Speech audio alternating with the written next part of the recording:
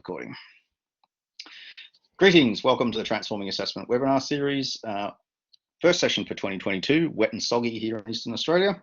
Today's session is by Carlton Wood from the Open University in the UK, and he'll be talking about pandemic-induced assessment changes at the OU. So Carlton, would you like to begin, please? Thank you very much indeed, Matthew. Welcome from a dry Warwick in the United Kingdom. I'm just going to close my video just to preserve a little bit of bandwidth, and then I'll start. So thank you very much indeed for the opportunity to come along. My name is Carlton Wood. I am a Deputy Director of the Open University's Assessment Programme, but during the pandemic I was also Associate Dean for Student Experience in the Science, Technology, Engineering and Maths faculty at the Open University. So I played a sort of fairly key role in the way in which the Open University responded to the pandemic in terms of assessment.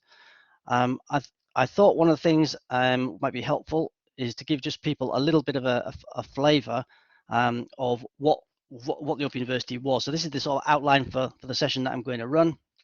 A bit of background to the Open University generally. I'm going to talk a little bit about how the Open University handled the pandemic and the kind of changes that we made. I'll cover some of the changes, some of the outcomes from the changes that we made, and then I'll give a sort of an indication of where the Open University is heading next, trying to take on board some of the lessons that we've learned. So for those of you that don't know, the Open University is a very large online distance teaching organisation. It's the largest university in the UK by some margin, and it's also the largest one in Europe, I believe. We've got a headquarters in Milton Keynes in the United Kingdom, which is about an hour's train ride north of London. We have other offices spread across the UK. We've got one in Manchester, one in Nottingham, and then in the nation capital, so in Belfast, in Dublin, in Edinburgh, and in Cardiff as well. We have it varies a bit, but we had about 200,000 module registrations. That's increased fairly significantly as a result of the pandemic, with people sort of being stuck at home. But it's sort of in that kind of order, somewhere between 180,000 and 210,000 module registrations. We have 4 exam periods in the year, and despite being an online organisation, we've got an unusual reliance on face-to-face exams, well, we certainly did have back in 2019. And the university is comprised of 4 main faculties. I mentioned one of them, the Science, Technology, Engineering and Maths faculty that I'm part of, but there are 3 others. And of importance, that is, one of them is the Faculty of Arts and Social Sciences, and they use quite a lot of exams as well as STEM. So those are the ones where we've been sort of particularly interested in the sort of behaviour of the students within those faculties.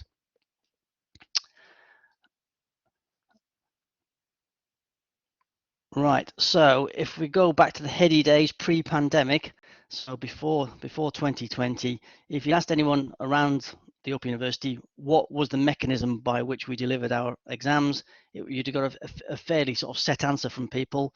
The exams were 3-hour unseen exams.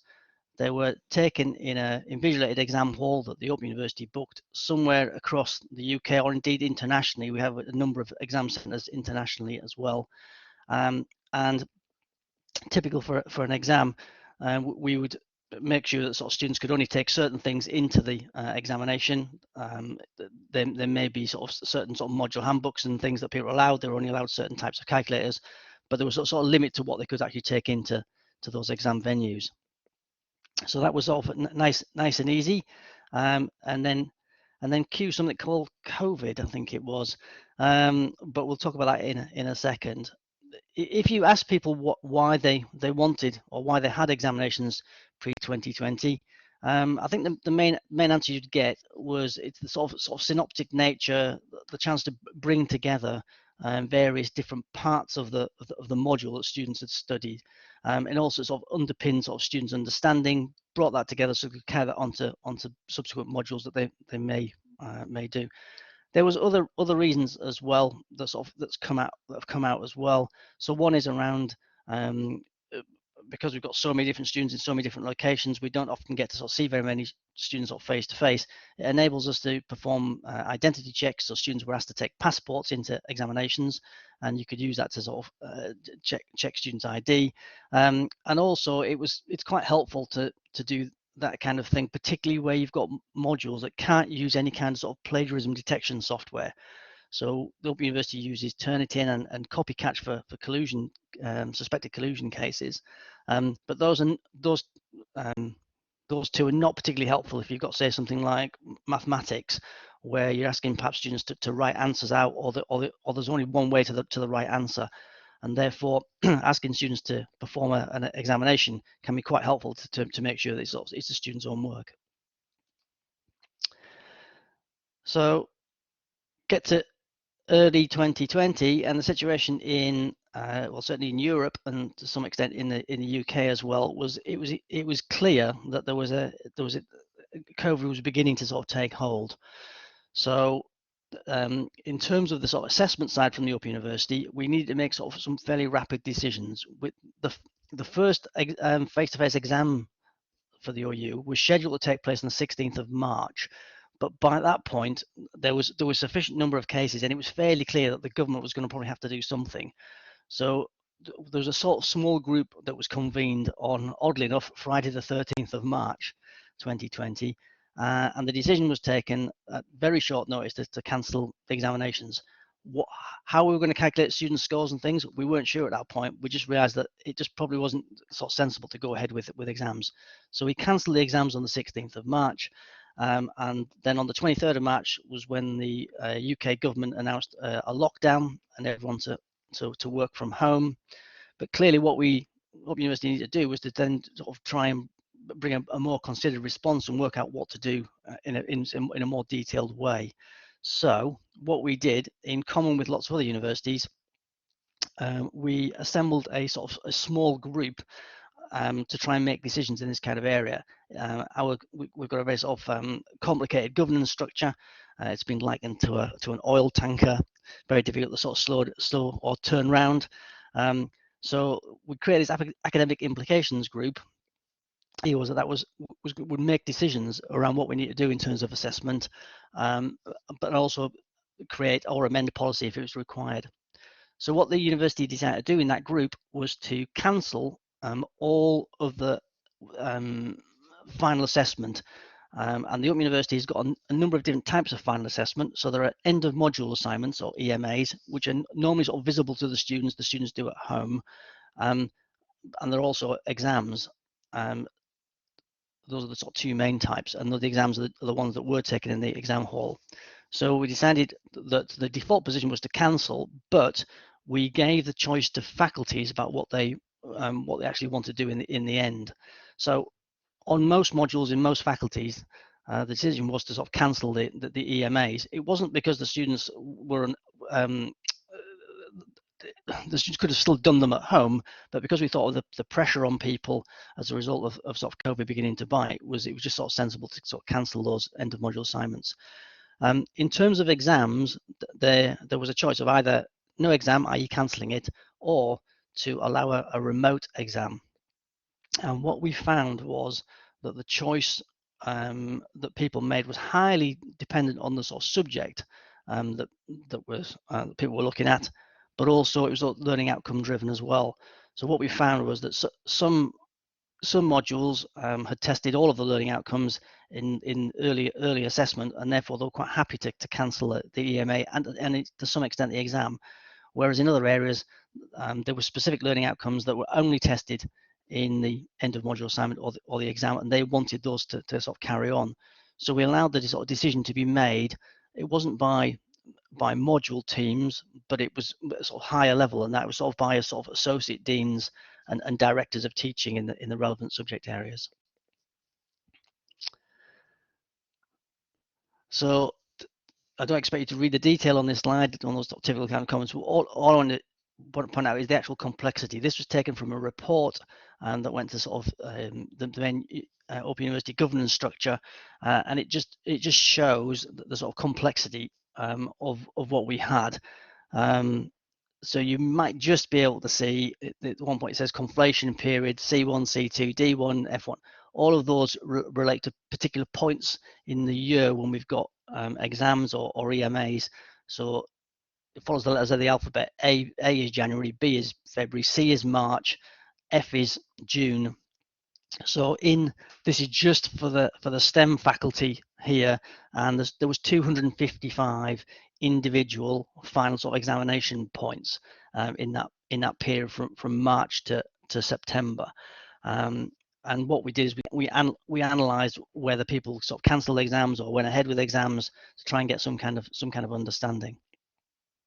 It was a very, very involved process because sometimes we needed to have individual conversations with module teams about what they wanted to do and what their options were, which sort of took some time, as you can well imagine. So if a module went for a remote exam, and in my faculty, a lot of them did, what we found was if there was any kind of sort of mathematical angle to the module, so anything within maths and statistics, anything within engineering, to some extent within computing as well, they tend to go to carry on and have a remote exam. Then there was an option, or there was some optionality. So the option was we had a sort of certain period of time that these exams could run for, 24 hours, 3 days, 7 days. The majority of people in STEM went for 24 hours. In some of the other faculties, they went for the longer time periods. I'll allow us sort of debate around, well, is it actually an exam if it lasts for 7 days for another time? That's far more debatable. However, there was other elements where we didn't give any kind of choice. So one of the things where we made a decision very early on was that we would retain the existing exam paper that was already written. Now that exam paper was written with being delivered in a closed exam environment, in an exam hall. So there was an advantage of this was, well, so the paper was already written. If we needed to like sort of redo a paper, with the way that COVID was beginning to bite, we weren't even sure that we could get sort of a new paper out. Also, students knew the exam structure, and they knew the sort of types of questions that could come up. Some students had actually already begun revision using sort of previous papers. And we said we just didn't really know how bad COVID was going to be, both in terms of affecting the academics who might author the papers, and also some of the administrators that might bring together sort of some of the papers. The other sort of disadvantage around this was that the exam papers were written to be used in a closed environment, but now we're going to make it into an open book environment. Although in our sort of rules and regulations, we've got some information about how we could potentially sort of scale marks if it was required. We didn't really make a massive thing of it because we'd hardly ever use it. And where we did use it or had used it in the past, we'd use it in a sort of very minor kind of way. And this was to sort of come back to sort of bite us subsequently. So this slide is sort of split into two. So the first bit is about these end of module assignments, the sort of type of assessment where the students would normally do them at home, and the bottom half of the slide is about remote exams. So the top half about the end of module assignments, where these were cancelled, and which we thought was a good idea in some situations, because students were getting very stressed about having to undertake sort of extra work at the end of their module, and also we were concerned about being able to have enough markers to mark it if enough people went down with COVID. What we decided to do was we would calculate a student's mark based on effectively on sort of past performance of cohorts of students. So we knew students did less well on end of module assignments than they did on the sort of normal continuous assessment that they undertook. So what we did is we did a fairly complex calculation, because what we found was that students at the sort of bottom end of the scale would tend to be less affected. If they didn't do very well on the continuous assessment, they tended to do less well on the end of module assignment, whereas the ones at the top end, there was often quite a big difference between what they did in the continuous assessment versus what they did on the end of module assignment. So we did this sort of scale of marking. Some students were very unhappy about this and complained bitterly about it, which caused us quite a bit of work to try and get that sorted out. With exams, it was a slightly different issue. So we had an open book exam, which was designed to be closed book, so students would do better than you expect, because they often had a 24-hour period in which to do it as well. So even though we said you've only got 24 hours in which, even though you've got 24 hours to do it, you only need to spend 3 hours, because that's what the exam was designed for. Students often spend more than that 3 hours doing it, and so therefore the marks that students got were much higher than you'd expect. There wasn't really a normal distribution. Well, there was a distribution, but it was very much sort of top ended in the sort of high 80s, early 90s. So what we had to do was deploy sort of very heavy standardization, and because we had limited information to students about scaling, what we got was a lot of sort of complaints and appeals, and some quite unusual student behavior, where you were trying to explain the situation and they understood it at a cohort level, but we couldn't have everybody getting the sort of the highest mark available. But then they guess, but what about me, kind of response. And so you're trying to explain what the problem was, and they understood the problem, but they couldn't see how why it should affect them. So by 2021, we'd learned quite a lot from what we'd been through in the previous year. So we'd made some minor changes in the September of 2020, which had worked quite well. So by the time we got to 2021, we weren't cancelling the end of module assignments. So COVID had abated to some extent in the UK by that point, not completely, because there was various waves, but it was clearly still around, but it wasn't as bad. So we could so students weren't quite so badly affected. So we went ahead with end of module assignments. But in terms of examinations, we couldn't return to the exam halls, so we carried on with remote examinations. And what we were able to do was we were able to sort of tweak our systems, so we were able to allow for shorter examination times, which helped us quite a lot. So we went to call it time-limited open book remote exams. So this time the exam papers were written more for an open book environment, and I'll tell you how we did that in a little while. We had a 3-hour exam period, which is the sort of normal type of time we'd normally allocate for an exam. But also what we were able to do, we were allowed to assign a certain amount of time for what we call scanning and uploading work. So certainly in the mathematical areas, students preferred to sort of handwrite their answers, and then what we needed to do was to get that introduced into the system. So we gave some time for scanning and uploading, which was quite interesting. So students effectively had sort of 4.5 hours in which to do a sort of 3-hour exam. I'll come back to that point in a second. And then we also introduced a penalty period of 1.5 hours. So students could still upload answers, but if they did so in that period, there was a sort of 10 percentage point sort of penalty. The exams could be taken within a 24-hour window. So as long as students started within that, within the first sort of 21 hours, they were able to sort of complete that exam. And we delivered it via our VLE system, with students uploading PDFs, which were then subsequently marked. This is really interesting. So there was a 3-hour exam with an 1.5-hour upload period. So that would take you to sort of 4.5 hours. So on this graph, which was taken from some maths modules, but the sort of behavior was fairly typical. What you were finding was that there was no students spending effectively just 3 hours. They were all taking considerably more than that. Most of them were going to the full 4.5 hours, and some of them, you'll see to the bars to the right hand side of the tallest one, were taking sort of 5.5, 6 hours. So they were prepared to sort of take the penalty period to try and get some extra time. So students were sort of nibbling into that upload period in order to give them the best chance of being able to answer questions, which is sort of interesting behavior. And this was the sort of effectively like a sort of time course. So we said there was a 24-hour exam. So we thought, all students will start at sort of 9 o'clock in the morning and finish by 1. And basically they just didn't do that. So some of them looked immediately. The papers became available at midnight, and then running from 1 o'clock in the morning, 2 o'clock. So there was people accessing at all the points.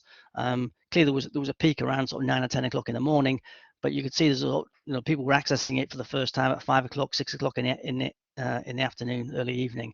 So the sort of student behaviour was just really, really interesting.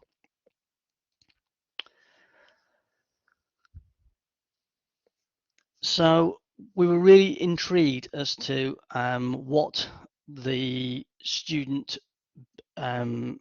outcomes were from this. So there's a committee at the Open University which ratifies students' results. So that committee asked for a very large report looking at a sort of a complete split 69-page report. I don't expect you to read this bit on the right hand side, it's not designed for, but basically we split it by faculty, by assessment type, by different cohorts of students.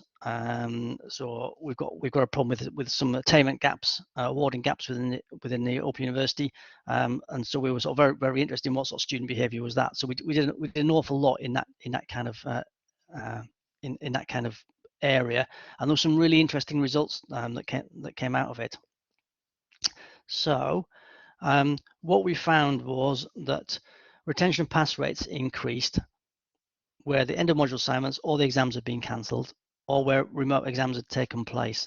So this is sort of makes sense, because if you cancel the end of module assignment or the exam, normally that's the thing that, because it's often like a sort of synoptic type activity, students not saying necessarily struggle, but they find that harder. So the fact that that was cancelled, it's sort of, and we calculated the results on the continuous assessment, sort of makes sense. And the fact that if you've got a remote exam taking place, because that was designed so that was designed to be taken in an exam hall, it just meant that students were able to sort of do better, because it was at home in an open book environment, and students were sort of more relaxed. But the other really interesting thing is when we looked at the data, we saw that the awarding gaps for all of the sort of protected characteristic groups that we're interested in, Black, Asian, minority, ethnic, disabled students, where we had awarding gaps, those awarding gaps had decreased, and it was somewhere between 3 and 5%. Why? That's the $1 million question. We don't really know. The effect is very widespread, though. It's across the board, across the different faculties, across modules. It's a really sort of common effect. So it's clear it's something to do with the way in which the sort of final assessment is set up, or the way in which individual groups of students sort of tackle it. We're really interested in sort of student sort of sentiment as well around sort of having remote exams or face-to-face exams. So we did quite a large survey in early 2021, and it was clear from that students preferred remote exams. Around sort of 70% of students who responded to that survey said that they would prefer remote exams going forward. Interestingly, a lot of the people who filled that survey in hadn't actually done an exam at that particular point. So we've just in the process of doing a much larger survey out to about 10,000 students, which is targeted at those students that have done a remote exam or done a face-to-face exam in the past, and we just want to sort of see what the sort of sentiment is going forward.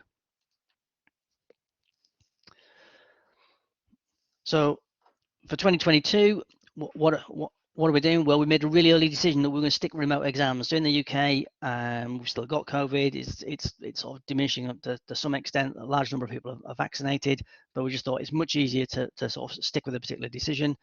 There's quite a lot of evidence around that academics have now beginning to use various different authentic assessment types, and beginning to get used to delivering these sort of remote type examinations. We've find that this greater use of the shorter time periods is really helping, because it helps stop plagiarism and SAML type issues that we've had arising. But there's a lot of academics now questioning the sort of the need for exams and why they're actually doing it, and actually choosing to move across to sort of some kind of sort of summative continuous assessment. And the other thing we've learned as well is that clear communications are really important about what might be the outcome in terms of us having to sort of scale results, and where we've had to make sort of changes to exam papers, being really clear to students that a past examination paper was in one particular format, but the examination paper coming forward is going to be sort of slightly different.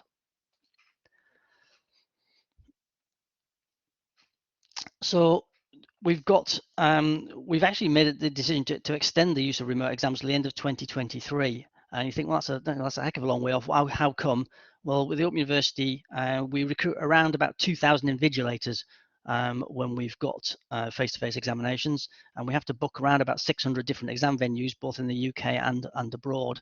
We're unsure of the situation around COVID, so it just seems sensible to extend that decision to have remote exams until this later period. The university is also bringing in a new assessment system. We've partnered with a company called WiseFlow, based out of Denmark, and the plan always was to use this company to deliver our continuous assessment assignments through their systems.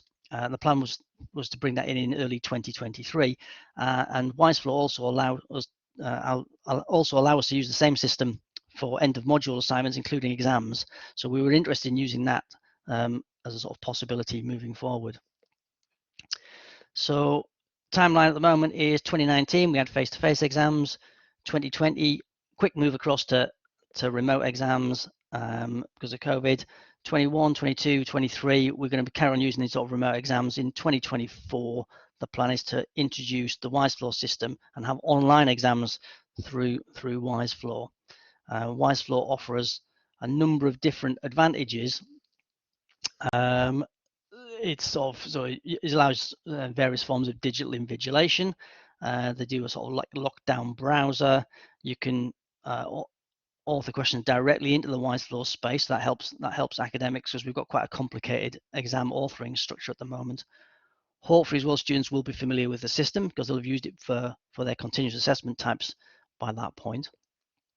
WiseFlow also allows a number of different question types of a type that we're not able to sort of utilize on our sort of VLE system at the moment. And there's various things like randomization of questions and things, question responses offered as well. So that will also help in terms of with the sort of plagiarism issues that we have. And we've also just done a very wide university consultation that I've led around sort of some of the issues that we need to address going forward. And some of those issues are quite interesting and might be of interest to other people in on the call. So some of the kind of things which are coming out as we've done this consultation is an issue around digital poverty, digital inclusion. So if we go to an online system, we've got to be really careful that all the students have got access to appropriate computers. If we have a face-to-face exam, students are all in the sort of same boat. They've all got a pen and a bit of paper. Everything's got fairly equal. So what we want to do is to make sure that we're not giving an advantage to some students because they've got the new fast shiny computer. And we're aware that certainly in parts of the UK, internet access is varied. There are certain parts of the UK where internet access is just not very good, and also there's that added sort of cost of having the internet. And clearly, if you've got a sort of potentially disadvantaged student, they might not be able to afford it. So there's a number of reasons why we're looking at this, and as a group from one of the Pro Vice Chancellor offices that's looking at this and sort of reporting into us. I mentioned about authentic assessment earlier on, and several academics have already begun to use authentic assessment. And by that I mean trying to answer sort of real world type problems. So you try to get the students to apply their knowledge to answer these real world problems, and it's interesting. I said that we'd rewritten the type of questions for 2021 and indeed sort of 2022, and often what academics they just went off and deployed authentic assessment, and we find it certainly helps tackle some of the academic conduct cases. And we also find some module material is set up in a way that lends itself to developing authentic assessment. But when we've been asking around as part of this consultation, we found that some areas it doesn't, because the module was designed to have a face-to-face exam at the end. So in many ways, they've sort of trained students throughout that module to be able to answer questions in a closed book face-to-face exam environment. So when you want to sort of change that round and apply authentic assessment, you've clearly got to sort of develop the module material in such a way. Some of that change can be done relatively easily. In other cases, it can't. And if it can't be done very easily, you either got to do some kind of bolt-on solution, or you've got to rewrite the module material, all of which sort of takes quite some time. Invigilation was another issue that's been cited. So clearly, is a student working alone? Are they using essay mills? So it brings up the whole issue around academic integrity and fairness. So if you've got online exams, how sure can you be that that you've got a level playing field, and also what tools should you deploy to try and tackle this? So WiseFlow deployed for facial recognition and voice recognition. Is that enough? Do we need to do more than that? It's all up there for discussion. I know there's if you're talking across the sector, there's certainly, in terms of sort of some of the heavy duty proctoring solutions that are out there, a lot of sort of student ill feeling towards this. But if you ask the academics, they want to sort of quality assure what they're doing, and they think that you should be deploying a lot of this. So I think there's a lot of decisions to be made about what's an appropriate level of invigilation for universities going forward in the sort of online exam space.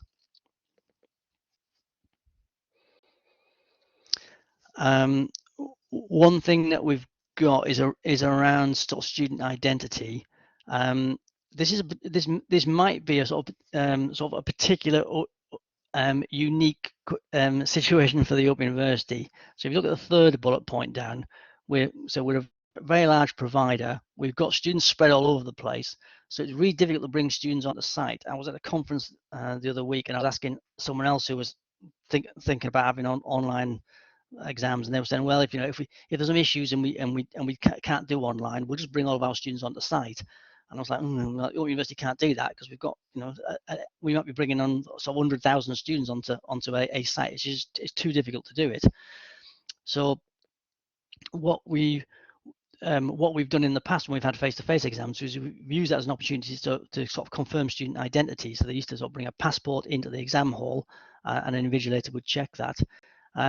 Clearly, if you don't have that, how sure can you be that the student who's taken the exam is the actual student? So there's a sort of institutional risk there, institutional reputational damage issue. So we're just looking at how best we can tackle that. It links to some extent potentially to the sort of invigilation type issue, although it is sort of, subtly different. Student support, I said, because we were trying to be kind to students and we're letting them take a 3-hour exam at some point within a 24-hour period. Clearly that puts a lot of pressure on both the academics and also any of the administrative team that might be sort of supporting students, say, submit answers. So you could start an exam at a sort of set point, 10 o'clock in the morning, say, run through till 1 o'clock. So everyone knows when it's sort of starting and ending.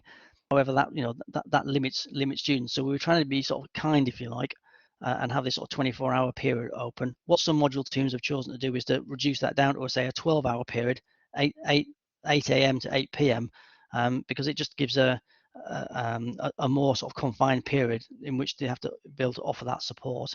But it's sort of, one hand, you want to be really supportive to students throughout and give them the greatest option. But by doing that, you make it more difficult for the academics and the support team.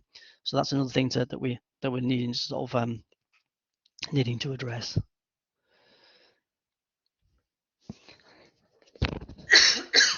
A really interesting one which came out from students that I hadn't really sort of considered.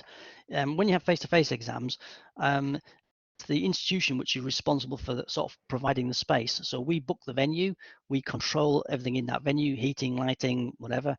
But when we've got a remote exam, we take that away, and we put the onus entirely on the student to make sure they've got a suitable home environment. So clearly, if you live in a large house with lots of rooms, and you've got no children, and you haven't got any kind of caring responsibilities, then it's really easy to get a sort of suitable home environment. But if you're a sort of single person parent in a very small flat with lots of children around, then although you're creating the environment, you're probably not creating the most suitable environment for an exam. And so this is a sort of an issue of equity between different groups of students. I'm not saying that we've got the answer. It may be that if we move towards online exams, that we allow students to take exams in some venues that we book. So not for all students, but just for some students if it's required.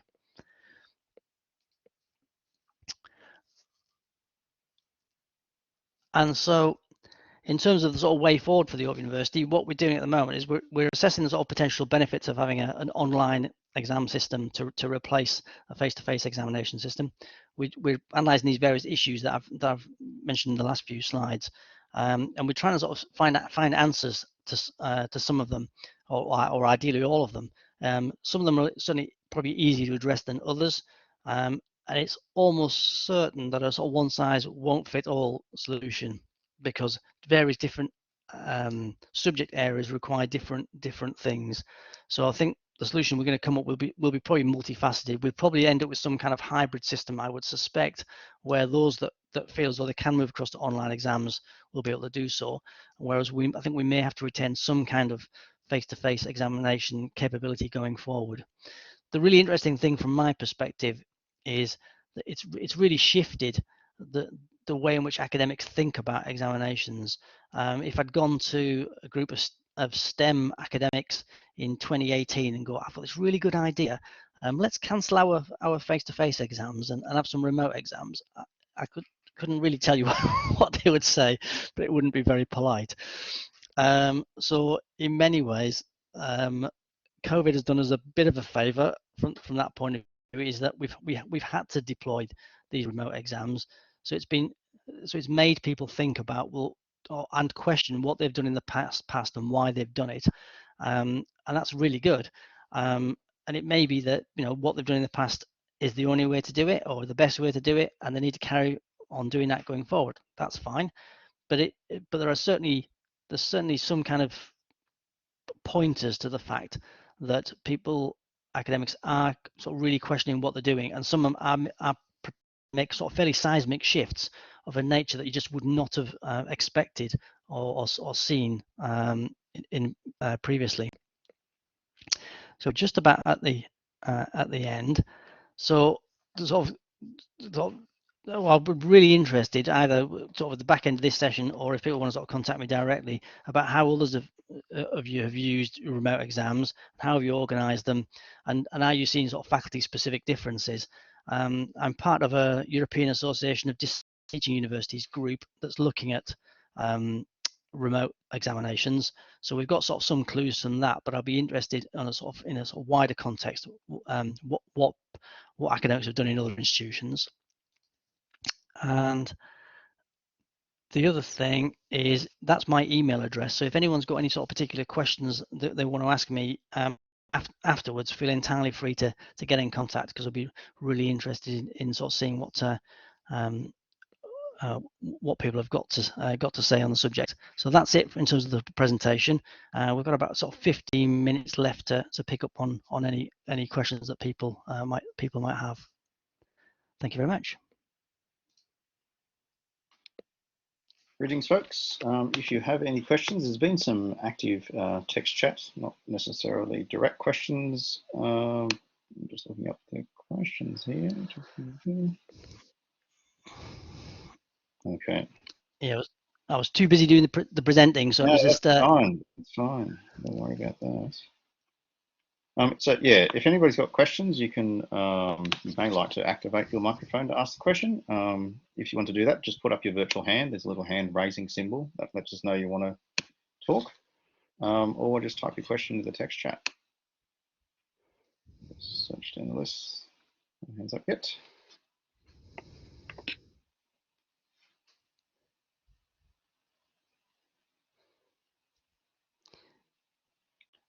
Yeah, Cesar's got a good point. We should try to avoid replicating the face-to-face exam in the online space.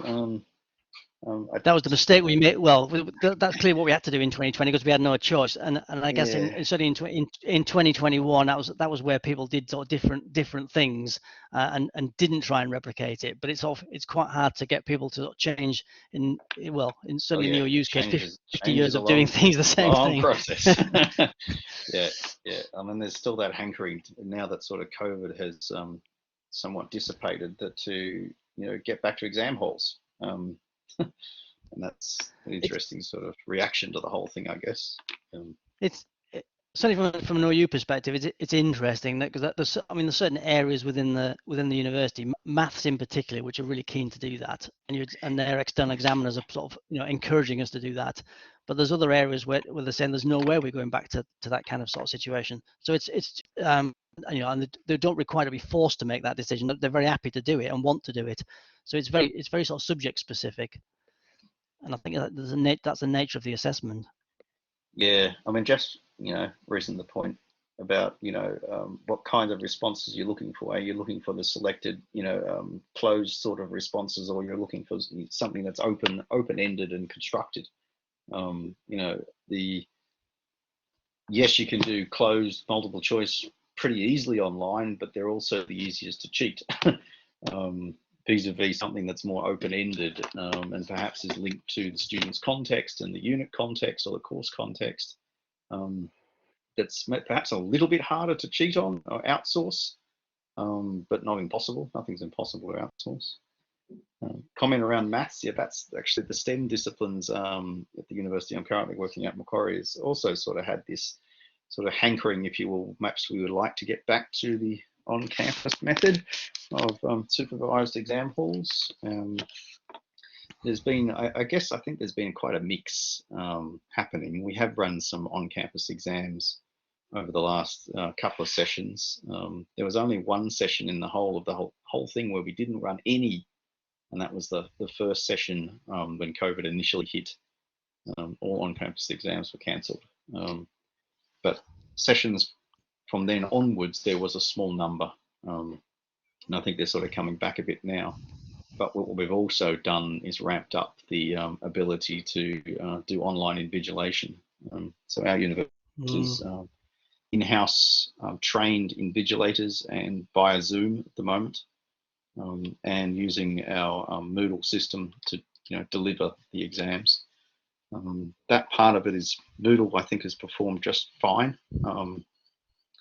I looked at external exam systems and hadn't seen a strong point for them just yet. I guess perhaps an argument for them may be better workflow management, quality control things, but again, it hasn't been a glaring problem for us either. So. Yeah, there's a question there from Sarah as well, Mahmood, about distinction between remote digital online exams and physical digital exams. Would you consider doing digital exams on site? That is a possibility, but we're back to the problem that have been, certainly from an OU's context, of being able to book the venues and sort of having to book sort of 600 different venues across the UK, and it actually is quite a tricky one. And Tim was saying that about doing open-ended online questions using sort of stack system. So we use that to some extent, and there was there's another software, I think it's called Mobius, that's used by some institutions. I was at this conference last week, and there was a guy from, I think it was Liverpool, and they'd used it quite successfully, but they'd had a lot of resistance from the maths academics prior to using it. But once they started using it, it'd gone down quite well. I think it does questions in a sort of similar kind of way to stack. And Farhan was asking about cost as well. Yeah, I mean, there's like millions of these online exam systems out there now. I mean, the last couple of years they've sprung up like mushrooms everywhere. Every man and his dog's got one to sell you at the moment. But I guess it comes down to what your institutional infrastructure looks like, what your needs are. Different systems will suit different disciplines in better ways. If you got Moodle and Stack combined, then it's used in continuous assessment, or your students are used to it. Then getting them to change to a completely different online exam system at the end of the semester may be a bit jarring for people. In other cases, you might be running an LMS that doesn't do continuous assessment so well. It may be not as flexible as Moodle. and then you may be, may have an advantage to go for a third-party system for your exams. So I think there's, it's a little bit horses for courses. You've got to look at your own institution's context and what you're trying to achieve, I think. Phil, you've had your hand up for a while. Sorry about that, mate. Would you like to activate your microphone to ask a question? I will. If you hear a bit of groaning in the background, it's a very upset golden retriever due to wet weather in Sydney. Yeah, he's not happy. It's been going for about a week or so, and we don't go anywhere. Anyway, yeah, I'm from UTS in Sydney, University of Technology Sydney, for those of you who don't know it. We actually implemented the ProctorU proctoring package in about 3.5 months on top of our LMS. Actually on top of 2 LMSs, because we were in the process of transferring from Blackboard to Canvas, so we had to implement on both. That was somewhat of a challenge. We came across so many of the issues that have been mentioned already, but one of the things that I think was very interesting that I learned from this whole process, and through looking at the various different types of proctoring software, is that you really need to be careful about student responses to privacy concerns, and keeping the data in your own particular country can help with that, although not always. But another thing is that these systems, and this is not a comment about the ones that we're using, it's a comment about all of them, you need to be very careful, and this goes to Zoom as well, that the person taking the assessment is actually on the computer that's in front of them, because if you use a virtual machine platform, many of which are free, you can actually remote in or have the exam sitting within a virtual machine, and the student can be doing all sorts of stuff outside that. That's a big problem with the Zoom side too, because Zoom won't show you 28 or 30 students' desktops. You really don't know who's actually on the desktop actually doing it, so it's quite easy for someone else. The student could be sitting there in front of you, but the person actually doing the work is somebody else. So yeah. And for us, this kind of thing is a big problem because of external accreditation requirements. So we've got people who want to make sure that we produce students whose bridges will really stay up, and nurses who really know what they're doing in hospitals, and accountants who really are doing all of their own work. That is a real issue, and there's no, as far as I've seen, like real silver bullet solution to that so far. Really tricky. No, that's one we've come up with as well. Yeah. Yes, it's the sort of PSRB requirements, the professional statutory regulatory bodies that credit the degrees. They don't say you have to have face-to-face exams, but often in the agreements that they use the sort of phrases which sort of suggest very strongly that you need to have a sort of face-to-face exam. So it's quite a sort of tricky one to address. Although having said that, they've had about 2 years where they've just had to sort of suck it up in some ways and just accredit degrees where we haven't had face-to-face exams because of the sort of COVID situation. So they can do it if they really have to. But I think there's some really interesting discussions between the sort of academics and some of the accrediting bodies around this kind of thing. Just to add to that, some of the stuff that has to be done with the gold-plated sort of versions of the proctoring software involves having a human invigilator start off the session. And when you do that, one of the problems that you can run into is if you've got 1,000 students in a unit that need to start at around the same time or within a very short window, they may not be able to provide you with enough people to do that. We found that was a problem actually with our big units. We couldn't run. We did pilot some of those external proctoring services, and they just couldn't service the big units. Not with the simultaneous start time. They were sort of pushing us to say, oh, well, you're going to have to do it over 24 hours or 48 hours. Academics were not happy with that version. Yeah, we get the same pushback, which is fair enough, because they want the students to do their own work, and you lengthen the time. It's a temptation. Yeah. Sorry, Matthew. There's a really interesting question about coming in from Mark Nichols about the e-unicorn. So he's getting it's a little bit further up the chat. Are there any creative, scalable approaches used for end of module assessment at the OU that encourage integration of learning from across the module, authenticate identity, and illustrate what technology might facilitate for us? I certainly know of a couple of examples. One is from a little while ago, and so on this particular one, what students had to do was that the end of module assignment task was to generate a website. It was in a sort of environmental web type module, and so what the students should do is there was 6 bits of continuous assessment. On the second bit of continuous assessment, they had to come up with their initial idea about what the website might consist of. The tutor gave them some comments to sort of think about and improve. On their 4th piece of continuous assessment, they had to develop the idea, incorporating the feedback from the tutor, and say how they'd incorporated it. And then on the final end of module assignment, they had to produce the website and then also say how they'd use the tutor's comments from the sort of 2 previous assignments, sort of in developing that final piece of work. And it was almost impossible to plagiarize, because the person marking it was the same person that had given them advice earlier in the module, so they knew exactly who the sort of student was. That worked really well, but that required it being devised as the module was being set up. It's not sort of something you can very sort of easily bolt on, because there was information about how to design a website and all this kind of stuff built into the module as well. So there are some examples, but albeit limited. I also want to mention Danielle's comments in the text chat as well. Danielle and her team also won a national teaching citation for this work on interactive scenario-based online interactive online oral assessments, they're called, up at Griffith University, and they have found them pretty good for things like they're reasonably scalable, they're highly authentic, and things around academic integrity are fairly well taken care of.